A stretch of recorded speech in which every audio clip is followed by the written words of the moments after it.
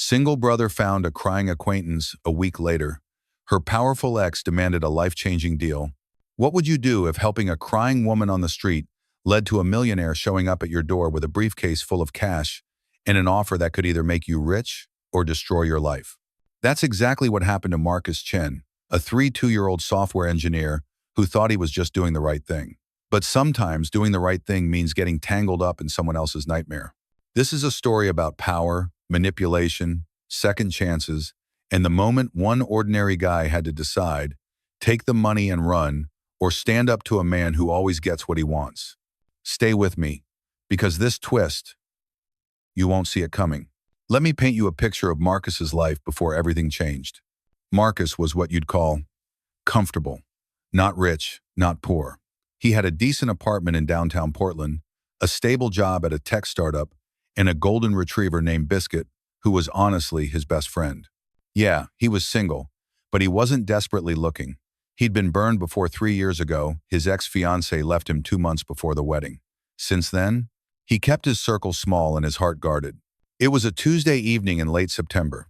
Marcus was walking home from the gym, earbuds in, thinking about nothing in particular. The sun was setting, casting that golden hour glow over the city streets. That's when he saw her. A woman sitting on a bench outside a closed coffee shop, face buried in her hands, shoulders shaking with sobs. Now, here's the thing about Marcus. He couldn't walk past someone in pain. His mom had raised him that way. Marcus, she'd say, the world's already cold enough. Don't add to it. So he stopped, removed his earbuds, approached carefully. Hey, are you okay? Do you need help? She looked up, and Marcus's breath caught. Not because she was beautiful, though she was, but because he recognized her. Sarah Jennings. They'd met exactly twice before. Once at a mutual friend's wedding 2 years ago, where they'd had a pleasant 15-minute conversation about their shared love of terrible action movies. And once at a coffee shop 6 months ago, where they'd exchanged awkward waves and kept moving. Acquaintances. Nothing more. But right now, Sarah looked nothing like the confident, smiling woman from those brief encounters. Her mascara was streaked down her cheeks, her eyes were red and puffy, and there was a fresh bruise forming on her wrist. Marcus? She whispered, her voice hoarse. Oh God, Marcus, I'm sorry, I'm a mess. What happened? Are you hurt? Should I call someone? Sarah's face crumpled again. I have nowhere to go. He changed the locks. All my stuff is inside and he won't let me. She broke off, a fresh wave of tears taking over. Marcus didn't need the full story right then. He could see the pieces. Bad breakup, locked out, hurt, alone. Okay, he said, his decision instant. Here's what's going to happen. You're going to come to my place, catch your breath, and we'll figure this out. No arguments. Sarah hesitated for only a moment before nodding. She didn't have many options. At Marcus's apartment, the story came spilling out. Sarah had been dating James Rutherford for 18 months. And yes, that James Rutherford heir to Rutherford Industries, one of the largest real estate development companies in the Pacific Northwest. The man was worth somewhere north of $50 million. He seemed amazing at first, Sarah explained, wrapped in one of Marcus's hoodies, nursing a cup of tea. Biscuit had planted himself at her feet, sensing her distress. Charming, generous, attentive. But then it started changing. Little comments about what I wore, who I talked to. He wanted to know where I was every minute. He'd go through my phone. I told myself it was just because he cared so much. Marcus listened, his jaw tightening. Tonight, I told him I was done, that I couldn't do this anymore, and Sarah's hand went to her wrist, to that bruise. He grabbed me, said I was nothing without him, that he made me who I am. He'd gotten me my job at his father's company, paid for my apartment. He said I was trapped. Did he hurt you anywhere else? No. I ran. But Marcus, he's right about one thing: the apartment is in his name. My job is at his family's company. My car. He co-signed for it. I left my old life behind for him, and now I have nothing. Over the next week, Sarah stayed in Marcus's guest room. It wasn't romantic, it was survival. Marcus helped her find a lawyer, drove her to her apartment with a police escort to get her belongings, and let her decompress without judgment. They fell into an easy rhythm. Sarah would cook dinner while Marcus worked from home. They'd watch those terrible action movies she loved. She'd throw the ball for Biscuit in the park. Slowly, Marcus watched her transform back into the person she used to be: lighter, quicker to laugh. On day 5, over Thai takeout, Sarah looked at him seriously. "Why are you doing this?" Marcus shrugged. "Because it's the right thing to do. No one's ever just helped me like this without wanting something. Then you've been around the wrong people." Something shifted in that moment. A connection, deeper than circumstance. But Marcus pushed it down. Sarah was vulnerable, traumatized, rebuilding. The last thing she needed was him complicating things. What Marcus didn't know: James Rutherford had private investigators tracking Sarah's every move. Day 7. Saturday morning, Marcus was making pancakes while Sarah laughed at Biscuit's attempts to catch his own tail. The doorbell rang. Marcus wasn't expecting anyone. He opened the door to find a man in an impeccable charcoal suit, perfectly styled dark hair, and eyes like chips of ice. James Rutherford. Behind him stood a mountain of a man, clearly security, and a woman holding a leather briefcase. "You must be Marcus Chen." James's voice was smooth, controlled, the voice of someone used to getting his way. "May I come in?" "Absolutely not." James smiled, but it didn't reach his eyes. "I think you'll want to hear what I have to say. It's about Sarah, and it's about your future." Marcus heard footsteps behind him. Sarah had appeared, her face draining of color. "James, you need to leave." "Sarah, sweetheart, I'm not here for you." "Not yet." He turned back to Marcus. "May we sit down?" "I promise. This will be worth your time." Every instinct screamed at Marcus to slam the door. But curiosity and something darker, a need to understand what kind of man could hurt someone like Sarah, made him step aside. They sat in Marcus's small living room, the tension thick enough to cut. James looked around the space with barely concealed disdain at the IKEA furniture, the gaming console, the generic art prints. Nice place. Modest. It wasn't a compliment. "What do you want?" Marcus asked. James leaned back, completely at ease. Direct. "I like that. Here's the situation, Marcus. Sarah and I had a disagreement. Emotions ran high, but the truth is, we belong together. She's just confused right now." Buying stubborn. "That's not," Sarah started. James held up a hand. "I'm talking to Marcus." He refocused. "The problem is, Sarah's decided to play this little independence game, and you've encouraged it. Now, I could make things very difficult for both of you. Sarah works for my family's company. I could have her fired. That car she drives, I co-signed. I could repossess it. The references she'd need for a new job, I know everyone in this city who matters." "You're threatening her," Marcus said flatly. "I'm explaining reality." James nodded to the woman with the briefcase. She opened it, turning it toward Marcus. Stacks of $100 bills, more money than Marcus had ever seen in one place. $250,000, James said. "For you." Marcus stared. "For what?" "And that, for stepping aside, for convincing Sarah that reconciling with me is in her best interest, for being a good friend and explaining that sometimes pride has to take a back seat to practical considerations." James's smile widened. "You seem like a smart man, Marcus. That's enough to pay off your student loans, put a down payment on a real house, invest in your future, all for having one honest conversation." The room was silent except for the ticking of the wall clock. "You're trying to buy me," Marcus said slowly, "to manipulate her. I'm offering you an opportunity. Life-changing money for a simple conversation. You're not her boyfriend. You're an acquaintance who was kind enough to let her crash for a week. This isn't your fight." Sarah's eyes were locked on Marcus, wide with a mixture of fear and hope. Marcus stood up, walked to the window, stared out at the street below. His mind was racing. $250,000. He thought about his student loan balance. $87,000.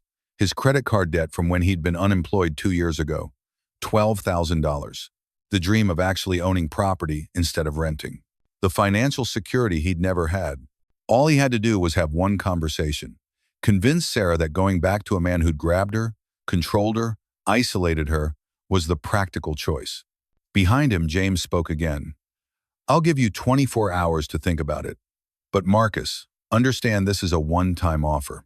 If you refuse, I'll make sure Sarah understands that you chose to keep her in this uncertain, precarious situation rather than help her return to the life she had. The comfortable life, the secure life." "With a man who hurt her," Marcus said, not turning around. "A moment of passion I deeply regret.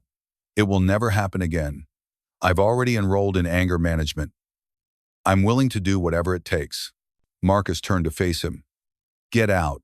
James's expression hardened. Excuse me? You heard me. Get out of my apartment. Take your money and your threats and get out. You're making a mistake. Maybe, but it's my mistake to make. James stood slowly, smoothing his suit. You have no idea what you're refusing, the kind of enemy you're making. He looked at Sarah. This isn't over. You'll realize where you belong soon enough. And when you're ready to stop playing house with this, Good Samaritan, you know how to reach me. The door closed behind him. The apartment felt suddenly too quiet. Sarah was crying again, but this time it was different. Marcus, that money, you could have. I know what I could have done, Marcus interrupted. And I know what I'm not going to do. I'm not going to help him manipulate you. No amount of money is worth that. But your loans, will still be there tomorrow. And I'll pay them off the honest way. Slowly, maybe, but without selling out someone who needed help. He sat down beside her. Sarah, I need you to hear this. You are not going back to him. You're not trapped. You have options. We'll figure this out together. Why? She whispered. Why would you give up that much for me? Marcus was quiet for a moment. Because 3 years ago, when my ex left me, I felt worthless. And I had people who held me up, who reminded me I deserved better. I'm just paying it forward. If Marcus thought refusing James would be the end of it, he was very wrong. The next Monday, Marcus arrived at work to find his boss asking to speak with him. Apparently, there had been complaints about his conduct. Nothing specific, nothing he could defend against, just vague concerns that made his boss suggest he take a few days off while they investigated. Sarah's car was repossessed on Tuesday. On Wednesday, her lawyer called to say someone had been making inquiries, intimidating inquiries about taking her case. Thursday, Marcus found a note slipped under his apartment door. Last chance, $300,000. You have 48 hours. Otherwise, things get worse. Sarah was unraveling. This is my fault. I've ruined your life. No, Marcus said firmly. James Rutherford is trying to ruin both our lives because he can't stand someone telling him no. We're not going to let him. But Marcus was scared. He'd never dealt with this level of power, this level of vindictive wealth. He was just a regular guy who wrote code and paid his bills and tried to be decent. Going up against someone like James felt like bringing a knife to a gunfight. That's when Sarah said something that changed everything. I need to tell you something about why James is really doing this. Marcus braced himself. I'm not just his ex-girlfriend. I worked in his father's company in accounting. And Marcus, I found something. Discrepancies. Major ones. Money being funneled through shell corporations. Properties being undervalued for tax purposes. Partnerships with companies that don't seem to exist. Marcus stared. You found evidence of fraud. Potentially millions of dollars worth. I documented it, made copies before I left. I was going to report it anonymously, but then everything happened with James and I just ran. But he knows I know. That's why he's so desperate to get me back under his control. It's not just about his ego. It's about protecting himself and his family. Do you still have the evidence? Sarah nodded slowly. It's in a cloud storage account he doesn't know about. Marcus's mind raced. This changed everything. James wasn't just a controlling ex. He was a criminal trying to silence a witness. We need to take this to the authorities, Marcus said. Are you insane? You've seen what he can do with just his influence. If we go public and it somehow doesn't stick, we're completely destroyed. He has lawyers that cost more per hour than we make in a week. Marcus paced his living room. Sarah was right. They needed leverage, protection, a way to ensure that bringing down James wouldn't result in them being crushed in the process. He thought about his network, who did he know, and then it hit him. My friend Derek. He's an investigative journalist for the Portland Tribune. If we give him the story with all the evidence and he publishes it, James can't make it disappear. It becomes public record. But what about until then? He gave you 48 hours. That deadline is tomorrow night. Marcus smiled grimly. Then we give him what he wants. Sort of. Here's what they did. Marcus called the number on the note, said he wanted to meet, said he'd changed his mind about the money, but he wanted to do this face to face. James agreed immediately, probably thinking he'd won. They set a meeting for the next evening, 7 p.m., at a private room in an upscale restaurant James owned. What James didn't know? Marcus would be wearing a wire, courtesy of Derek's contacts in the DA's office. And Derek would be nearby, ready to record everything. Sarah would stay safe at Derek's place with his wife. The 48 hours crawled by. Marcus barely slept. He played the scenario over and over in his head. What if James found the wire? What if he refused to say anything incriminating? What if this all backfired? But he thought about Sarah, about the woman who'd been brave enough to leave, brave enough to document fraud, brave enough to survive. If she could be that courageous, so could he. Friday evening, 7 p.m. The restaurant's private room was all dark wood and leather, the kind of place where power brokers made deals that changed lives. James was already there, looking confident. The briefcase sat on the table between them, open. $300,000 in cash. I knew you'd come around, James said, gesturing for Marcus to sit. Everyone has a price. Yours is just higher than most. I respect that. I want to understand something first, Marcus said, heart pounding. The wire felt like it was burning against his chest. Why does this matter so much to you? Sarah's just one woman. You could have anyone. James poured 2 glasses of whiskey, slid one toward Marcus. It's about principle. I don't lose. Ever. My father built an empire on the idea that Rutherfords get what we want, and I want Sarah. Plus, she knows too much. About what? James smiled, taking a sip. She told you, didn't she? About her little discovery at the office. See, Sarah was smart. Too smart, actually. She found transaction records that were meant to stay buried. Nothing illegal, just creative accounting. But in the wrong hands, with the wrong interpretation, it could look bad. Could look like fraud, Marcus said carefully. Fraud is such an ugly word. Let's call it aggressive tax strategy. But yes, if Sarah decided to be vindictive, if she decided to go to the authorities with her little files, it would be inconvenient, costly, embarrassing. James leaned forward. But if she comes back to me, if we reconcile, she'd never betray me. She'd understand that what's good for me is good for her. You mean you could control her, keep her quiet? I mean we'd be a team again. James pushed the briefcase closer. This money, Marcus, it's for helping me rebuild that team. Convince her that going back is the smart move. The only move, really. And maybe you mentioned that it would be very unwise to start throwing around accusations about my family's business practices. Careers have been ruined for less. There it was. The threat, the admission, all on tape. Marcus stood up. I need to use the restroom. The money isn't going anywhere, James said, amused. Marcus walked out, nodded to Derek, who was at the bar with a laptop, headphones on, recording everything from the wire's feed. Derek gave him a thumbs up. They had enough.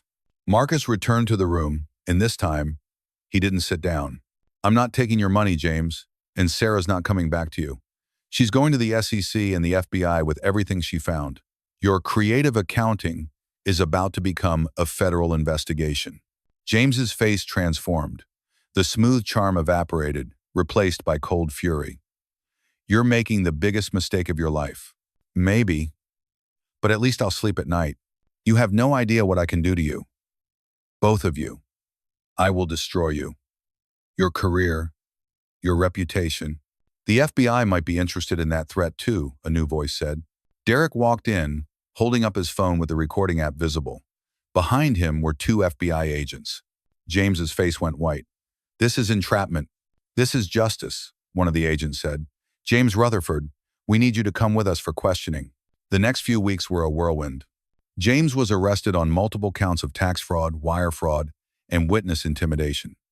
The evidence Sarah had collected, combined with the recording of James's admission, was overwhelming. His father tried to protect him, but the case was too public, too solid. Rutherford Industries underwent a complete audit.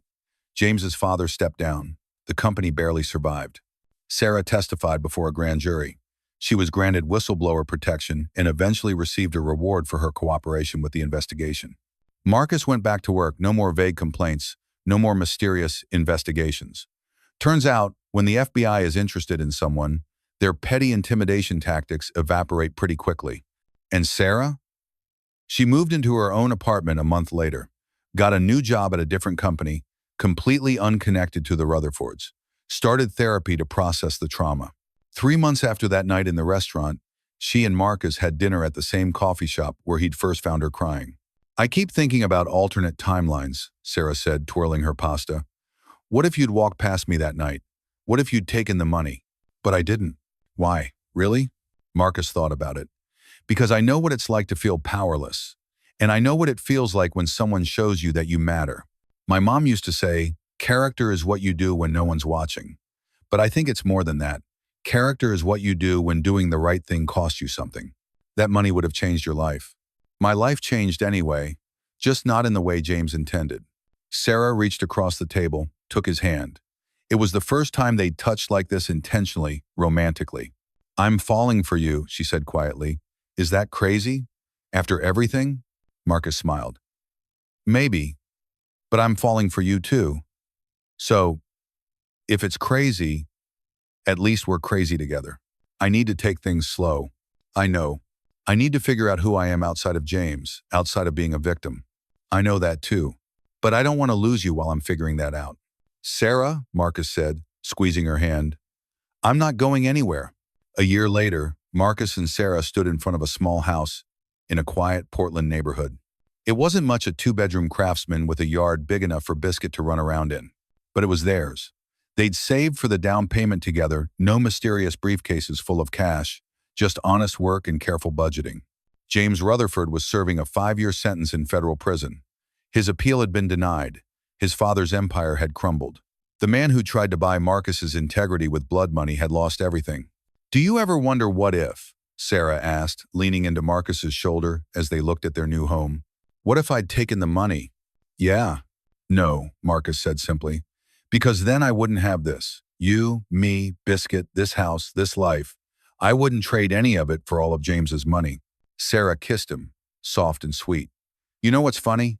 He thought he was offering you a life-changing deal. And he was right, just not in the way he expected. How's that? He brought us together. His worst nightmare created our happiness. That has to be the most beautiful kind of karma. Marcus laughed, pulling her close. Come on, let's go inside. I want to start our life. So what's the lesson here? It's not just that money can't buy happiness, though it can't. It's not just that doing the right thing feels good, though it does. It's this. Your integrity is the only thing that's truly yours. Jobs can be lost, money can disappear, but who you are in those crucial moments when the pressure's on, when the easy path is right there in front of you, that's what defines your life. Marcus could have taken that money. No one would have blamed him. But he would have known. He would have carried that choice forever. Instead, he chose Sarah. He chose honesty. He chose himself. And in the end, he got everything that really mattered. If this story got you thinking about your own choices, your own moments of truth, drop a comment below. What would you have done in Marcus's position? Thanks for watching. Don't forget to like and subscribe. And remember, the best deals in life aren't the ones that make you rich. They're the ones that let you look yourself in the mirror. See you in the next one.